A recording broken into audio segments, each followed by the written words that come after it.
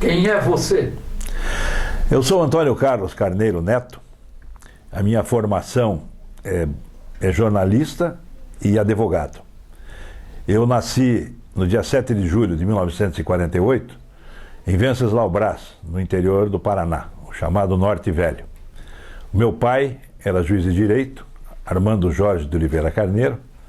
Depois ele tornou-se desembargador do Tribunal de Justiça, presidente do Tribunal de Justiça, e foi governador interino por um mês, substituindo o governador João Elísio Ferraz de Campos, durante o mês de setembro de 1986, na condição de presidente do tribunal.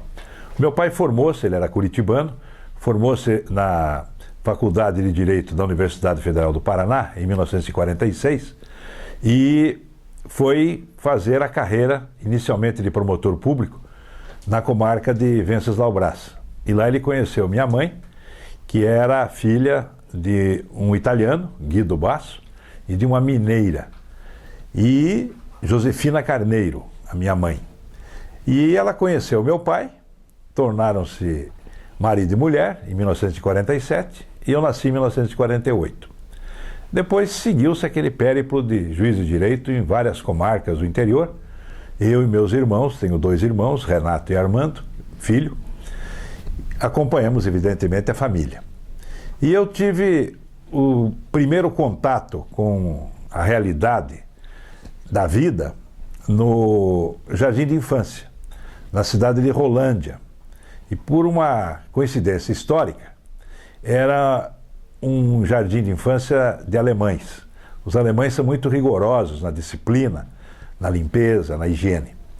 E estava chovendo, e lá não havia ruas calçadas, tampouco asfaltadas. E eu fui à aula com a minha botinha e sujei a bota. E ao chegar na sala de aula, a professora, eu tinha 6 anos de idade, a professora mandou eu tirar a botinha para entrar na sala. E eu me neguei, eu disse, eu não vou ficar descalço. Não sou japonês, não tenho nada que ficar descalço. Aí ela se contrariou comigo, irritou-se comigo e disse, então você não vai assistir a aula hoje, pode voltar para casa.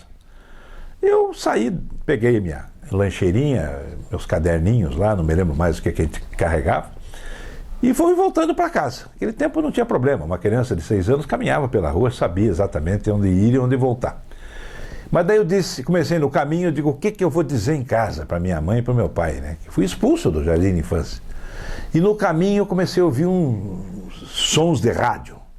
O rádio, repórteresso, confusão. Daí parei numa barbearia, uma série de cavalheiros, e eu, uma criança, fiquei ali no lado de fora ouvindo. E daí eu perguntei para um senhor daquele, eu digo, o que está acontecendo? Ele disse, o presidente Getúlio Vargas acabou de suicidar-se. Suicidou-se no Palácio do Catete, no Rio de Janeiro. Eu disse, pô, vou dizer que eu não tenho aula por causa disso. E fui para casa. Cheguei em casa, contei para minha mãe, mãe, por que você já voltou? Não, porque o Getúlio morreu. Ela disse, eu já ouvi no rádio. Então tá bom, então vai brincar com teu irmão. E eu disse, bom, livrei o meu problema. Só que chegou a tarde, na hora do café das 4 da tarde, meu pai estava no fórum trabalhando, a professora vai conversar com a minha mãe para contar o fato. Não deu outra, não escapei de umas boas palmadas e de umas cintadas nas pernas quando meu pai voltou do serviço. Mas aí eu continuei a minha vida de criança e fomos para Guarapuava, onde se deu o pontapé inicial. Em Guarapuava eu logo fiz um círculo de amizade muito grande com os vizinhos, cidade muito boa, e nós morávamos numa casa muito boa, alugada do dentista famoso, Dr. Omar Camargo, e tinha um quintal muito grande, já transformado em campo de futebol. E meu primeiro presente, depois do indefectível carrinho de bombeiro, que toda criança pedia, na época, foi um par de chuteiras. E com o par de chuteiras, eu e meu irmão, que regulava comigo em idade, fizemos um time de futebol e fomos para a luta. E organizávamos futebol com as vizinhas, e por uma coincidência com 2 misses, que depois foram misses.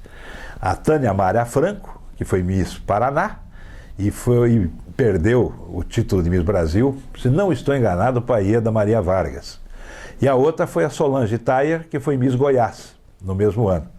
Ambas eram minhas coleguinhas de de grupo escolar, de ginásio, aquela coisa. Então eu combinei com as meninas, eu era o líder do grupo, combinei que elas fizessem uns doces, uns salgadinhos para a gente vender num campinho que tinha lá, tipo campo de pelada na época. E ela vendia, elas fabricavam, faziam e produziam os doces e os salgados, e vendiam, e nós fazíamos uma matinada de futebol, todo domingo pela manhã, nesse campo, que ficava umas 2 quadras da minha casa lá em Guarapuava. E nós começamos ali a ter um círculo de amizade muito maior, e com o dinheiro que nós arrecadávamos, nós comprávamos camisa, uniforme, bola, rede, e foi um sucesso absoluto. E daí eu fui para o Grêmio Oeste, joguei no juvenil do Grêmio Oeste, fui campeão da cidade em 1961, mas eu estava sempre ligado ouvindo rádio. Naquele tempo o rádio era o grande veículo, e meu pai assinava o jornal Estado do Paraná. Era muito difícil a vida para ele. Tinha que comprar as revistas dos tribunais, não tinha. Hoje é tudo fácil, né? Hoje aperta um botão, vem tudo judiciário em 1 minuto. Mas naquele tempo ele tinha que fazer essas encomendas, eram uns livros grossos, com os acordos, com as decisões, para ele se orientar. A dificuldade de ser juiz de direito há 60 anos atrás. Mas ele assinava o Estado do Paraná, que chegava sempre um dia atrasado. E eu lia a crônica do Pedro Estênio Guimarães, do Meu Degrau nas Gerais. E eu devorava a parte esportiva. E meu pai me trazia no final de semana a revista O Cruzeiro, a Manchete, e a Manchete Esportiva, e a revista do esporte. E eu comecei a me apaixonar por futebol, rádio, ouvindo o jogo, jogando futebol. E comecei a irradiar jogo de futebol de botão. Nós jogávamos futebol de botão e eu irradiava o jogo. E gol, isso e aquilo. E pelada, quando eu não estava jogando, eu estava meio que comandando, assim, irradiando o jogo. Até que alguém me disse, pô, mas você não para de falar? Eu digo, pois é, eu tenho essa facilidade aí de falar e gosto disso. Mas isso só veio acontecer muito depois, quando eu estava com 15 anos de idade, daí já na cidade de Ponta Grossa, onde eu fui convidado por um jornalista que trabalhava no cartório eleitoral. Eu fui ao fórum, meu pai pediu para ajudar numa eleição lá em 1963, uma eleição municipal. Lá aquele ano do incêndio do Paraná, né, na Ibraga do governador, foi um acontecimento, e lá na região de Ponta Grossa o incêndio realmente foi muito intenso, e houve muitos feridos, e a gente estava lá, a cidade estava agitada. E meu pai disse, olha, você vai de manhã no colégio, eu estava fazendo ginásio no colégio Regente Feijó, e à tarde você vai me ajudar lá no cartório eleitoral, que está muito serviço. Naquele tempo era tudo manual, tempo da cédula, né, para eleger vereador, cada vereador tinha uma cédula, deputado a mesma coisa. Enfim, era um outro processo eleitoral. E ele me dobrou a mesada, evidentemente, senão não ia. E daí eu fui, e lá no cartório, esse jornalista era um ex-goleiro do Guarani, o Agostinho, e o Agostinho Matias viu que eu gostava de futebol e falava e batia a máquina, que eu aprendi em casa com meu pai, que meu pai fazia as sentenças em casa, e eu comecei a bater a máquina bem e fazia o jornalzinho já do colégio, né? Jogos da primavera, aquelas coisas.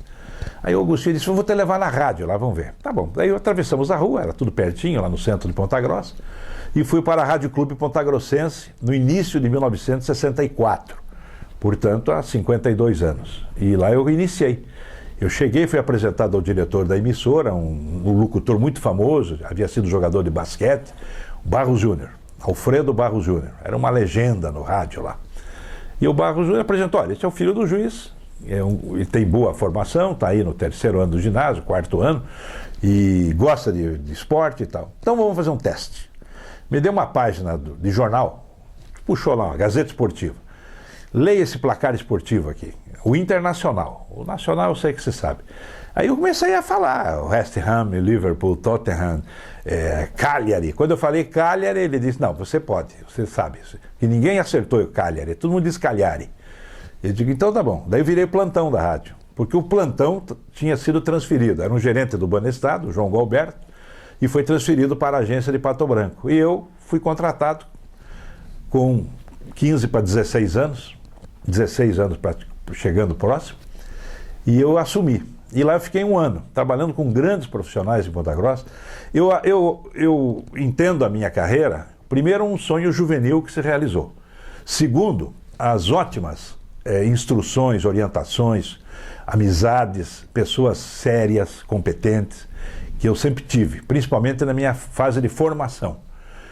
E eu fui muito feliz. Peguei o Ney Costa, em Ponta Grossa, o Zíris Nadal, o Luiz Fernando Federer, o Edemar Luiz Costa, que depois se tornou deputado estadual, era um grande jornalista, e era aluno do meu pai, que meu pai era professor na Faculdade de Direito de Ponta Grossa, desde a abertura da faculdade em 1962. E meu pai continuou dando aula, acompanhou a turma, ele foi transferido para Curitiba, mas ele ia de ônibus a Ponta Grossa 2 vezes por semana para acompanhar a turma, para não abandonar a turma. Depois ele veio como professor aqui para Curitiba. E nós fizemos um rol de amizade muito grande lá em Ponta Grossa, e eu escrevia no Jornal da Manhã, fui convidado. E vejam, uma coisa fantástica, por isso que eu acho que a vida foi muito boa para mim, em todos os sentidos. Eu, com 16 anos, tinha uma coluna no Jornal da Manhã, e eu não sabia o que colocar, que nome, né? Então, porque na rádio eu era Antônio Carlos, eu não usava Carneiro Neto, eu não sabia, eu era Antônio Carlos. E no jornal eu coloquei meu apelido de casa, que era Juca, porque meu nome era para ser José Carlos. Mas daí morreu meu avô, homenagearam meu avô, e eu virei Carneiro Neto. E eu coloquei como pseudônimo na coluna Juca Neto. E eu tenho alguns artigos até do Juca Neto lá. Mas daí viemos para Curitiba. Em 1965, cheguei em Curitiba, transferido para o Colégio Estadual do Paraná, onde eu fui fazer o segundo grau, na época era científico, né? E daí vim para a Rádio Guaracá. O Jair de Brito, que era o diretor da emissora, me contratou. O chefe da equipe era o Olar Ribeiro. E eu era correspondente da Rádio Guaracá em Ponta Grossa. Eles me ligavam e eu passava o noticiário do Guarani e do Operário. E depois, mesmo trabalhando no Jornal da Manhã, eu trabalhei na sucursal da Tribuna do Paraná, no estado do Paraná, que foi inaugurada em Ponta Grossa, porque o Paulo Pimentel havia comprado os 2 jornais e era candidato a governador.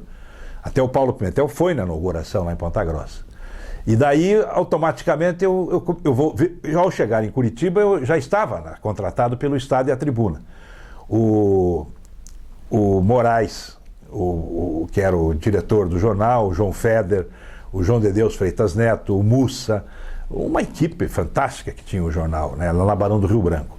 E o editor de esportes do estado do Paraná era Luiz Alfredo Malucelli, e da Tribuna do Paraná o Albinir Amatuzzi. Eu trabalhava nos 2 jornais, mas só com o salário. E na Rádio Guaracá, que depois o Paulo Pimentel comprou também.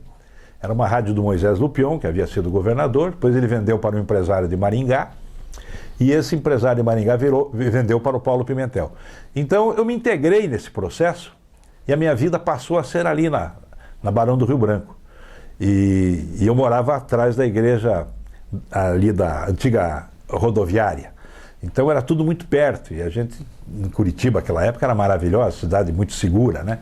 Então eu estudava de manhã, à tarde eu trabalhava em rádio e jornal, e à noite eu ficava aí fazendo tudo que podia, de quem ganhava já com aquela pouca idade, 2, 3 salários. Eu até brinquei com meu pai que eu dispensei a mesada, e logo em seguida eu comecei a trabalhar na televisão, em 1967, eu fui o primeiro repórter da TV Iguaçu, também do grupo Paulo Pimentel. E daí, em seguida, eu fui contratado como garoto propaganda do Frischmann Magazine. O Maurício Frischmann me assistiu num programa lá de esportes, e naquele tempo não tinha o teleprompter, todo mundo lia o noticiário.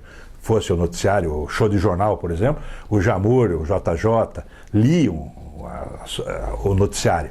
E eu, como sabia tudo de futebol, eu fui lá e fiz improviso. Era uma véspera de um Atletiba daqueles, né, com Bellini, Djalma Santos, Zé Roberto no Atlético, o Curitiba com Krieger, Kozilek, Roderley. E eu fui lá e fiz 10 minutos de programa com imagens intercaladas que eu mesmo tinha feito como repórter, e fiz o noticiário completo. No dia seguinte, o Maurício Frischmann ligou para o Irã de Holanda, que era o diretor artístico da emissora, da televisão, e me chamou. Eu fui lá na loja, na sede do Frischmann, lá na Marechal Floriano, e o Maurício me contratou.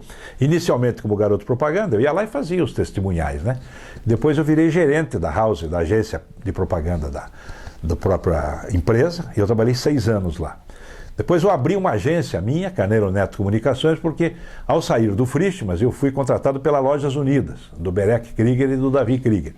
Também, mas aí não como garoto propaganda, eu fui como produtor, como roteirista, enfim, fazia os anúncios de rádio, televisão, montava jornal, tudo terceirizado, né?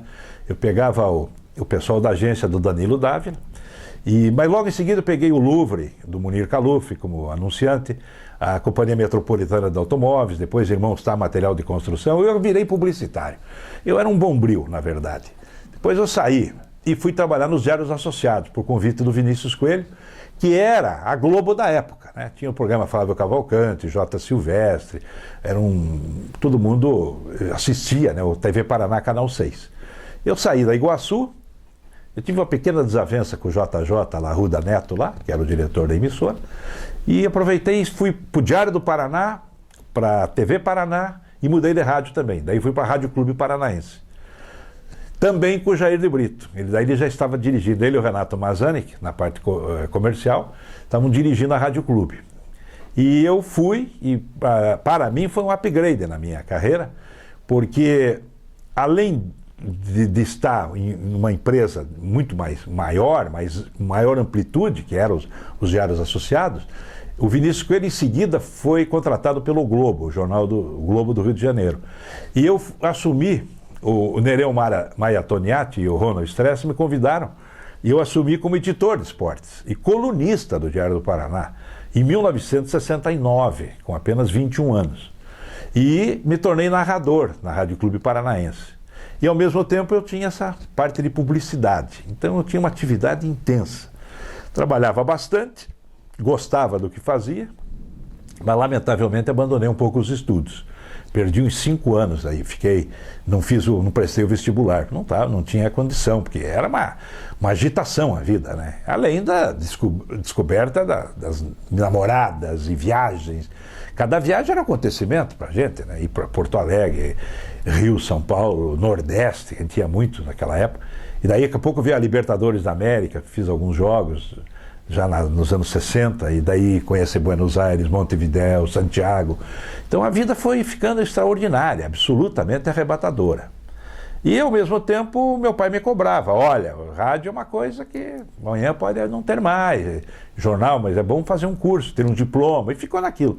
E aquilo ficou no meu inconsciente. Até que em 1971 eu resolvi estudar, entrei num cursinho da própria Faculdade de Direito de Curitiba, tinha um amigo meu que se inscreveu lá, e eu fiz o cursinho durante um ano, e prestei o vestibular, e em 72 entrei na faculdade. E me formei em 1976 em Direito, e fui orador da turma, inclusive.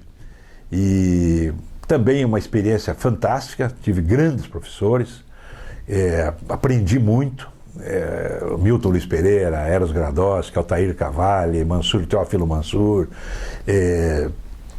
Jorge Andrigueto, enfim, eram ótimos professores, e eu gostei da experiência e tentei advogar. Cheguei a fazer um estágio durante um ano no escritório de 2 grandes, brilhantes advogados, o professor Antônio Assir Breda e o depois desembargador Otto Esponhos. E lá eu conheci daí outras personalidades da cidade, né? Conheci os juristas. Claro, eu era um menino, ficava ouvindo, né? Mas aí aparecia Hélio Narese, René Dotti, Eduardo Virmão, enfim, os maiores advogados que frequentavam ali o ambiente. Aliás, tem uma passagem muito interessante, que o Assir Camargo, que era procurador do Estado, era muito amigo do Breda. E eles gostavam de tomar uísque na época. E foi o primeiro caso de alugar uma garçoniere, não para encontros femininos, mas para aperitivos. Então eles alugaram uma garçoniere na Galeria Tijucas, com garçom, com tudo, e toda tarde tinha o aperitivo. E às vezes eu ia, mas é que eu estava aquela correria, né, das minhas profissões, e viagens, e transmissões de jogos, e jornal, e televisão, mas foi uma coisa assim diferente, vamos dizer assim, muito produtivo sob o ponto de vista profissional e prazeroso sob o ponto de vista pessoal. E na faculdade eu conheci a Rejane de Conto, que se tornou minha esposa, e somos casados até hoje, mas não tivemos filhos, por opção. E eu fiquei naquele ritmo, daí eu mudei de rádio várias vezes, Rádio Universo, Rádio Independência, Rádio Clube Paranaense, voltei, fizemos Copa do Mundo, aí foi criada a equipe positiva, eu me associei ao Lombardi Júnior e ao Hidalgo, até que fui convidado em 1977 para ser diretor-geral da Rádio Clube Paranaense. Eu recebi o convite através do Monsenhor Vítola, e o Vicente Vítola, e o Monsenhor Vicente Vítola me apresentou ao Dom Albano Cavalim e ao Dom Pedro Fedalto, porque a emissora pertencia à Fundação Nossa Senhora do Rossio, ligada à Cúria Metropolitana. Eu dirigi a emissora durante 3 anos e me associei ao Luiz Alfredo Malucelli, que era meu antigo companheiro lá no estado do Paraná e na Rádio Guaracá, só que o Malucelli tinha enveredado para o lado comercial. Ele era diretor comercial do Canal 12, que já era a Globo na época. Porque daí aquela confusão política que houve nos anos 70, o Paulo Pimentel perdeu a Globo, o Martinez tentou pegar, eu estava ainda no Canal 6, na TV Paraná, o José Carlos Martinez tentou pegar a Globo para ele, mas ele não tinha estrutura técnica. E por isso, só por isso, porque ele tinha um cacife político muito forte, com o Otávio Cesário, que era um homem foi vice-governador, era um deputado, um político muito ligado ao grupo do ministro, do governador, do senador Ney Braga. Mas daí o grupo do Dr. Francisco Cunha Pereira acabou ficando com a televisão. E o Canal 12 tinha o Malucelli, então, como o diretor comercial. E eu me associei a ele. Então o Malu me ajudava na parte comercial e eu toquei a parte artística. E foi também um momento mágico no rádio. Eu consegui levar a equipe positiva, tirei da Rádio Universo, o Lombardi, o Hidalgo e toda a equipe, com a etiqueta equipe positiva. Chegamos a fazer, assim, 100% de audiência, porque as outras emissoras não aguentavam competir conosco. Porque nós fazíamos tudo. Todos os jogos de Atlético, Curitiba, na época, Colorado, e íamos transmitir jogos Maracanã, Morumbi, Seleção Brasileira, e fizemos tudo, Copa do Mundo, Libertadores da América, excursões da seleção pelo mundo inteiro. Então era uma coisa que não tinha como, né, acompanhar. E foi uma experiência extraordinária. Mas daí, por questões funcionais lá, eu acabei me desligando e voltei a ser diretor de emissora mais uma vez na CBN. Lancei o futebol na CBN em 1997, a convite do Mário Celso Petralha, que era um dos proprietários da emissora, e eu lancei o futebol na CBN, foi um sucesso absoluto, que era uma emissora, até hoje, né, uma emissora que toca notícia, e agregou o futebol. E lá no meio tinha a CBN, operava em FM e AM. E eu tive a ideia e propus à direção do Grupo Inepar, o Atilano, né, Holmes, que era o presidente, numa reunião, e eu disse, olha, nós podíamos separar o AM do FM, e os senhores vão ficar com 2 emissoras. Vocês ficam com a CBN no FM, nós vamos lançar uma outra rádio com outra programação no AM. E eles acharam ótima ideia. E eu lancei a Banda B. Eu inventei a Banda B, que hoje está nas mãos do Luiz Carlos Martins. Hoje não, há 15 anos já. Por que eu lembrei disso? Porque o Luiz Carlos Martins foi lançado por mim lá na Rádio Clube. Vê como é a roda gigante da vida. 20 anos antes. Em 1977 apareceram 2 rapazes lá na Rádio Clube e pediram emprego. Um deles chamava-se Reinaldo Bessa e o outro Luiz Carlos Martins. Eu gostei do tipo, conversamos, tomamos café e tal. Eu disse, mas afinal, o que vocês fazem? O Reinaldo Bessa disse, eu gosto de jornalismo. Eu digo, então você vai para o jornalismo. Faz um estágio aí, se você der conta do recado, eu te contrato. E o Luiz Carlos Martins, eu gosto de comunicação, eu sou católico, eu tenho uma mensagem para passar para o povo e tal. Eu digo, tá bom. Eu vou te dar uma oportunidade que eu estou querendo dar uma mexida na programação da manhã na Rádio Clube. O que eu fiz? Eu fui ao Rio de Janeiro e fui na Rádio Globo, eu tinha muitos amigos lá, e comprei da Rádio Globo 20 programas do Haroldo de Andrade, que era aqui de Curitiba e estava no Rio fazendo um sucesso absoluto. Chegou depois a ser dono da rádio, inclusive. O Haroldo de Andrade era um comunicador extraordinário. Cheguei a conhecê-lo pessoalmente. E trouxe aqueles programas. E coloquei o Luiz Carlos Martins fechado numa sala ouvindo. Eu digo, eu quero que se siga este roteiro. Só que a Rádio Clube tinha restrições, por ser uma emissora católica, de alguns temas, né, como divórcio, aborto, horóscopo, não podia. Então nós limitamos isso. Fazer o quê? E peguei 2 consultores que eu achava que eram importantes para mim. Foi o Luiz Geraldo Maza, um deles, que é um jornalista muito experiente, e o outro o professor Haroldo Murat, foi meu colega lá no Diário do Paraná, e uma grande personalidade e também com conhecimento. E nós demos uma estruturada no programa do Luiz Carlos Martins, que foi um sucesso. Bom, tanto sucesso que ele está até hoje aí, né? Dono de rádio, deputado estadual, reeleito várias vezes. E eu tive essa modesta participação. E o Reinaldo Bessa depois seguiu a vida dele, hoje é um grande colunista, meu colega na Gazeta do Povo. Então, o rádio me deu essas oportunidades de viajar, né? Eu fui, sei lá, 30 vezes para a Europa, esse tanto para os Estados Unidos, estive no Japão, estive em alguns países da África. Então, um pouco, claro, como turista depois, mas muito pelo rádio, pelo futebol, que me proporcionou a oportunidade de eu conhecer locais que eu só conhecia dos livros de história, porque eu sou apaixonado por história. Depois eu desisti de ser advogado, evidentemente, porque eu vi que aquilo ali era muito tarde para mim. Eu ia casar e eu digo, não tenho como, eu não posso parar de largar a rádio, né? Eu já era diretor da Rádio Clube, e daí agradeci os amigos e desisti da profissão. Eles me deram os servicinhos lá, eu fiz na Justiça do Trabalho. Acabei ganhando uma ação do barbeiro meu, e daí o horário foram 10 cortes de cabelo de graça.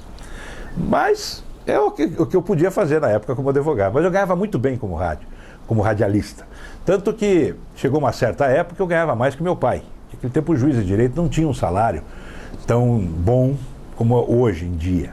Aliás, quem conseguiu melhorar o salário dos juízes foi o meu pai mesmo, na presidência do tribunal, com trabalho junto ao corregedor, o desembargador Abrão Miguel, pela amizade que ambos tinham com o governador José Rich. Lá em 1985 conseguiram equiparar o salário de juiz de direito, primeiro do secretário de Estado e depois de uma maneira aproximada dos ministros do Supremo Tribunal Federal, que está acontecendo até hoje. Mas eu brincava com meu pai, né? Eu dizia, pô, pai, você falou que não dá dinheiro, rádio, jornal, televisão, mas eu ganho mais que o senhor. Ele disse, ah, é? Então você vai me ajudar a botar os móveis lá na casa da praia que eu comprei, estou pagando as prestações. Daí eu tive que pagar, né? Ele não me dava mais nada, dentista, roupa, nada. Eu só ia dormir em casa enquanto eu era solteiro. E de vez em quando a minha mãe, você não vai comer meu macarrão, meu frango? Porque eu vivia no Guairacá, no Confeitaria Iguaçu, na Cometa, no Matterhorn, no Ilha de France. Eu estava noutra, né? E assim funcionava a coisa. Mas daí foi uma vida que eu diria, ao mesmo tempo emocionante, de muito conhecimento, porque nas viagens internacionais eu consegui ver os locais que eu só via no cinema e nos livros. Então eu estive na Normandia, onde os aliados desembarcaram, fui a Waterloo, onde o Napoleão perdeu a batalha, estive, enfim, em vários sítios, até Pearl Harbor, no Havaí. Na volta do Japão, ficamos uma semana lá, eu e o capitão Hidalgo, fomos transmitir uma final de mundial lá do Grêmio com Hamburgo, em 1983, que o Grêmio foi campeão. Então tudo isso é muito gratificante, sabe? É uma coisa que isso para mim é viver. Então eu fazia tudo o que queria. Eu com 19 anos eu tive meu primeiro carro, pago com meu dinheiro. Com 21 anos eu tive meu primeiro apartamento, meu primeiro imóvel, pago com meu dinheiro. Então eu acho que eu fui contemplado pelo divino e ao mesmo tempo pelo meu trabalho, pelo meu esforço e um pouquinho de talento, porque sem talento, eu sempre dizia para o pessoal ia lá, eu gostaria de ser repórter, ou alguém levava o filho, meu filho tem jeito para o rádio, para o jornal. Eu dizia, vamos ver, se ele tiver talento, ele trabalha, se não tiver, não adianta, porque se não tiver um pouquinho de vocação, não adianta. Não vou ficar iludindo aí o seu filho, ou dizia para a própria pessoa.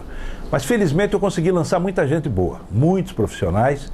E, inclusive, eu trouxe o Lombardi Júnior da Jovem Pan de São Paulo para cá, eu lancei ele na Rádio Universo, lancei o Ulisses Costa, que estava meio perdido lá em Maringá.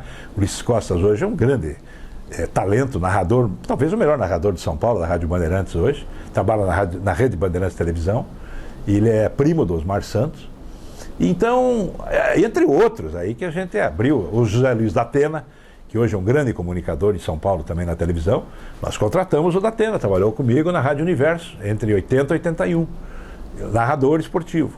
Então, isso aí eu diria que vale uma vida. O que a gente faz de poder impulsionar algumas pessoas, né, de ajudar algumas pessoas e ao mesmo tempo a gente ir levando a vida com dignidade, com operosidade e com prazer. E ao lado do rádio, eu criei a vocação do jornal também. Eu sabia o que escrever, vamos dizer assim. Não sem veleidades intelectuais ou coisa semelhante. É que eu sabia o macete, como funcionava. Como repórter, depois como colunista.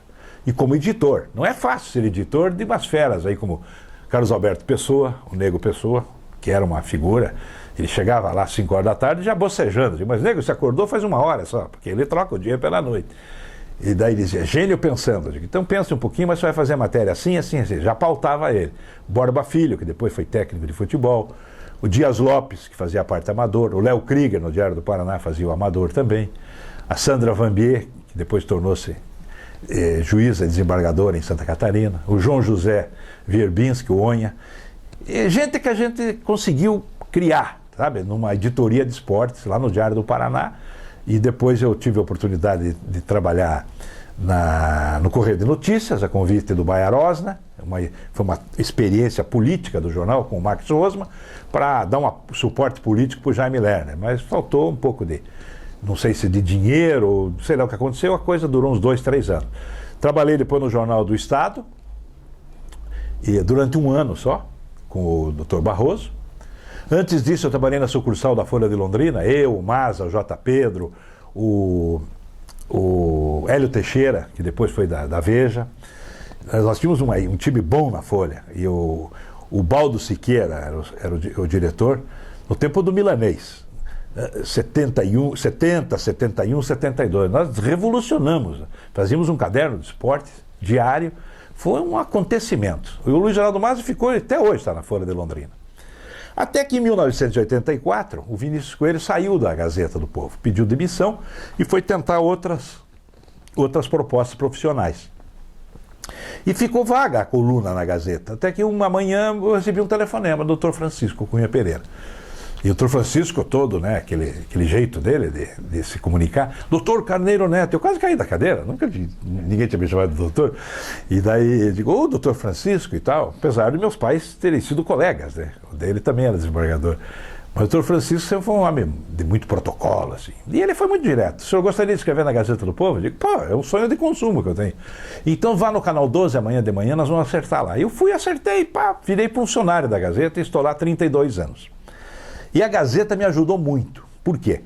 Porque é o maior jornal do Paraná, simplesmente. Então eu ia vender propaganda, que eu vendia de vender anúncio de propaganda. Meu grande macete foi isso.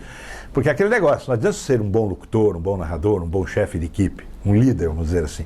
Você tem que saber vender, porque se você depender do diretor comercial, você não vai a lugar nenhum, ele tem as limitações dele. Então eu aprendi isso com o Hidalgo e com o Lombardi, que vieram com aquele espírito de São Paulo. Eles trouxeram esse esquema, que é o que alimenta hoje os grandes radialistas, né? O Milton Neves foi a grande arma do Osmar Santos. Com o Osmar Santos tinha parceria com as maiores agências de São Paulo. Eu fiz isso em Curitiba. Eu dominei o mercado de Curitiba como vendedor de anúncios para rádio. Então, eu tinha os melhores anunciantes.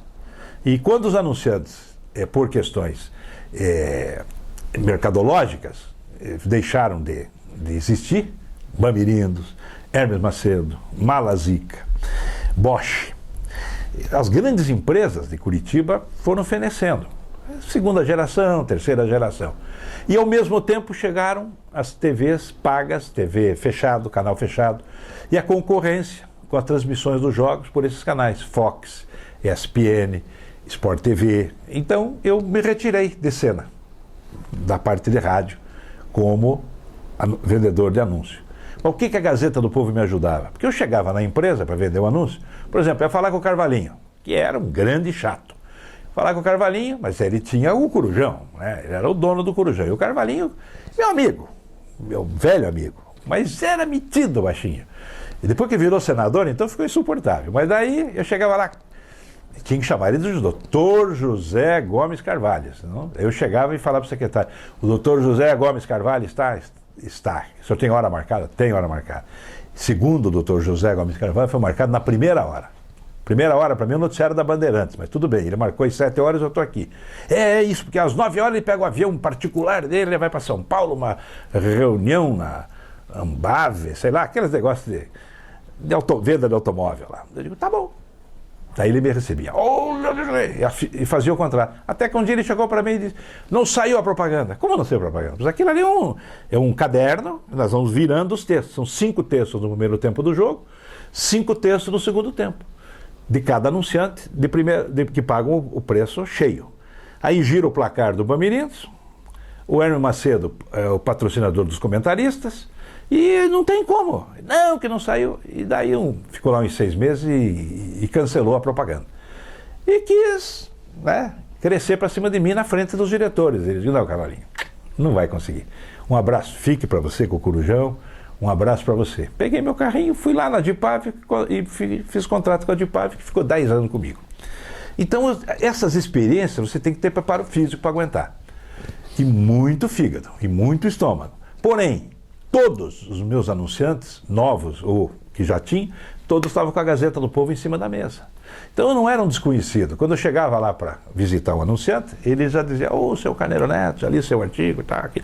Isso aí abre portas fantástico. Então realmente eu tenho um agradecimento à Gazeta do Povo por esse prestigiamento. Só que em jornal eu fui muito bem sucedido. Agora, em televisão não foi tão bem. Eu não tive na televisão a mesma facilidade que eu encontrei nos outros veículos. Por quê? Porque televisão é uma coisa que envolve muita gente. É o diretor artístico, é o diretor de TV, é o diretor disso, o diretor daquilo. E rede. Você trabalhar em emissoras de rede, você fica muito limitado. Então, no Canal 6, no TV Paraná, depois que deixou de ser associado, virou rede Oscar Martinez, aí até que a gente tinha bastante liberdade, tinha 3 programas esportivos diários.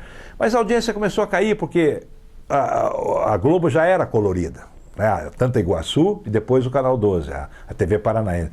E a TV Paraná teve muita dificuldade de adotar a colorização, e nós perdemos terreno com aquilo. E daí eu desisti da televisão e me dediquei ao rádio. Mas daí tive incursões na televisão, por convite. Acabei fazendo 4 anos o programa Gol de Placa na Band, convite do Joel Malucelli. Eu fiz um programa na Record, na RIC, em parceria com o filho do Malucelli, do Luiz Alfredo Aldo Malucelli. Fizemos um programa muito bom, terceiro tempo, era domingo à noite, de futebol, uma pequena mesa redonda. Mas é aquele negócio, você paga o horário, eu tinha que sair do estádio, ir na Gazeta, escrever o artigo, botar terno e gravata, ir na televisão, sair meia-noite e ia jantar meia-noite. Aí você está acreditando no projeto, arrumando os anunciantes. Aí chega no outro dia, vem lá o diretor, olha, o programa de você vai passar para segunda, porque de noite vai entrar o Gunsmoke, vai entrar o Gato e o Rato, vai entrar o Gordo e o Magro. Eu digo, não dá, amigo. Ou você cria o sistema, por isso que a Globo é a Globo, ela não muda, ela está lá, a grade dela é imutável. E eu me desiludi com a televisão, sabe? Pessoal muito... O Stanislau Ponte Preta que tinha razão. A televisão é máquina de fazer doido.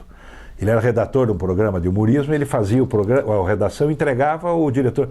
Não tá bom, tem que baixar um pouco o nível, senão o povo não vai entender as piadas. O Stanislau baixava o nível. Baixa, até que o Stanislau pegou depois da terceira. Tá aqui, ó, pior que isso eu não sei fazer. E desistiu da televisão. Não sou Stanislau Ponte Preta, mas desisti por outros motivos. Daí acabei voltando e encerrando minha participação na televisão no Mesa Redonda.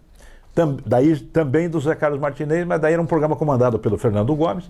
Nós fizemos um pacote na ida desse pessoal para a Rádio CBN. Fernando Gomes Sicupira, comentarista da Rádio Clube, e o Valmir Gomes era meu comentarista na Rádio Cidade. Eu juntei praticamente as duas equipes que eram líderes de audiência. Mas no pacote, no acerto, eu teria que ir para o Mesa Redonda. E eu acabei indo, fiquei 3 anos lá. Já isso 98, 99, 2000.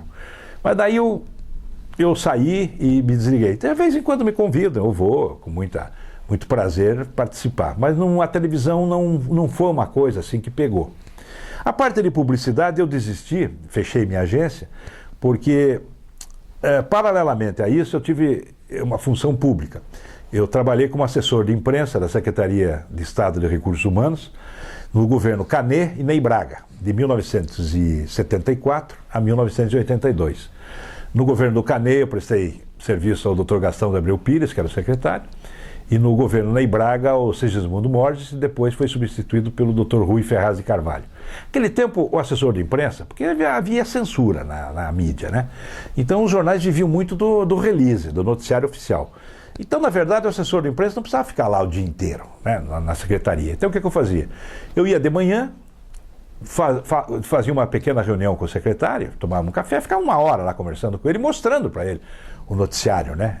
E ele via, tá bom, tá aí, porque o que era o secretário de Recursos Humanos? Ele lidava com funcionário, greve de professor, essas coisas, salário, mas era uma coisa meio restrita, pegamos algumas paradas. Mas eu fazia esse trabalho e de tarde eu voltava quando tinha alguma entrevista que eu agendava, né? Daí ia lá, recepcionava e tal, e ia cuidar da minha vida. E, então não me tomava muito tempo. Mas daí eu pedi demissão e fiz um concurso e fui ser assessor jurídico do Tribunal de Justiça. Aí usei meu diploma, valeu a pena o conselho do meu pai. Aliás, tem uma passagem muito boa com Aníbal Cury, né? O Aníbal Cury era o presidente da Assembleia Legislativa. E ele que veio falar comigo e disse: Carneiro Neto, você narra futebol há quanto tempo? Ele havia sido presidente do Atlético, nós tínhamos uma grande amizade. Eu digo, eu naquela época, né, eu estou transmitindo futebol aí uns 20, 25 anos.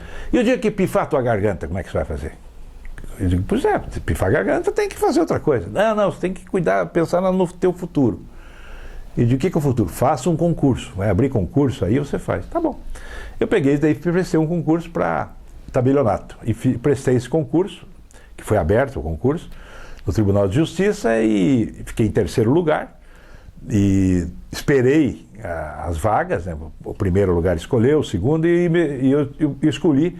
E peguei o cartório em Ponta Grossa, porque, primeiro, que eu já tinha estado lá, morado lá, gostava da cidade. Segundo, que era próximo de Curitiba. Eu não precisava parar de transmitir jogo no final de semana. E assumi o 2º tabelionato de protesto, em 1985. Portanto, estou lá há 32 anos. E tenho feito meu trabalho lá, e em função disso eu parei com publicidade, daí parei com televisão, aos poucos fui parando com rádio, e fiquei só com o jornal que eu mando por e-mail. Então, mudou a minha vida. Essa que foi a verdade. Mas mudou, mas eu acho que deixei uma marca, deixei um legado. Meus bordões aí são repetidos nas transmissões esportivas, né? Em função dos artigos que eu escrevi para a Gazeta nesses anos todos, eu me entusiasmei e acabei escrevendo alguns livros para deixar uma memória, que é o objeto desse grande projeto que nós estamos participando nesse momento. E a memória é tudo na vida. Aliás, é o que fica da vida, né? Porque uma pessoa sem memória, uma sociedade sem memória, um país sem memória não existe. Então, o livro perpetua vários conceitos, várias ideias. E eu, modestamente, fiz 6 livros. O Jogo Limpo, em 1989, uma coletânea de artigos dos meus primeiros 5 anos na Gazeta. Depois eu lancei, em parceria com o Vinícius Coelho, o Atletiba, a Paixão das Multidões, um livro que foi um sucesso absurdo, né? O futebol é uma máquina, né? O Fernando Ghione, que fez o lançamento do livro na livraria ali do Dude, o pai dele, na Rua 15, que diz: é impressionante o sucesso que os livros de vocês fazem, né? Porque nós lançamos, foram 1.200 pessoas. O lançamento foi lá no Passeio Público, do Bar do Pasquale. Foi o PIB do Curitiba inteiro, o governador Jaime Lerner, o prefeito Rafael Greca, enfim, todo mundo foi lá. E 1.200 pessoas compareceram e vendemos 700 livros. Daí o Guignoli diz, mas isso nem o Fernando Sabino consegue. Então realmente foi fantástico. E esse livro foi um sucesso, as edições dele, e hoje esgotadas. E depois eu escrevi, fui convidado pelo Paraná Clube e escrevi a história do Paraná Clube, que é uma história muito bonita. 8 clubes deram origem ao Paraná Clube, foi um trabalho de pesquisa muito grande, entrevistei gente com quase 100 anos de idade, rememorando e pegando fotografia. Foi um trabalho de 2, 3 anos. E lançamos esse livro em 1996. Depois eu lancei o Fabulativas do Futebol, que é a crônica, é engraçada, as piadas, os momentos bons do rádio, do futebol, né?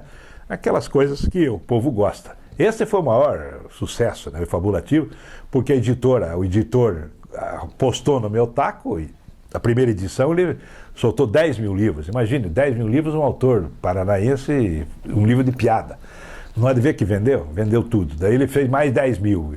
E depois acho que ele deu uma enlouquecida e fez mais 10. Foram 30 mil livros. No final, nos últimos lá, nós estamos já meio fazendo promoção, né? Eu fiz promoção nas emissoras de rádio que não tinham de pôr. Ele vendeu a editora, não tinham de pôr os livros. Mas foi um sucesso tão grande que eu fiz uma parceria com a Coca-Cola e eles faziam Abril é Gol. Então fizeram um tipo de um envelope e dentro estava o livro. E foi entregue isso aí nos estádios, nas cadeiras, nos camarotes. Então eu queria que o livro saísse, quanto mais gente. O livro tem que circular.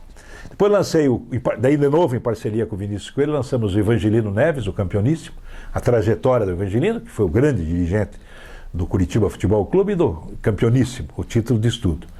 E depois lancei, em homenagem ao Hélio Alves, o Feiticeiro do Futebol. O Hélio Alves foi um personagem que foi atleta, foi técnico, foi dirigente, foi supervisor, foi tudo. Uma história muito rica. Então eu fiz 6 livros. E agora eu tenho 4 em projeto, títulos provisórios, estamos estudando aí o melhor momento para lançar. Também são livros em torno, aí já um pouco indo mais para contar histórias do rádio, jornal e televisão, outro sobre a saga atleticana, um outro livro, estou pensando uma viagem em torno do futebol paranaense, para contar os clubes que terminaram, os grandes clubes, enfim, uma pequena história do futebol. E um outro, eu me recordo, um livro de recordações de grandes momentos da minha vida como profissional de imprensa. Então, essa seria, em síntese, a minha vida pessoal, profissional, e eu agradeço estar com boa saúde, ter grandes amigos e ter vivido essa vida até agora maravilhosa.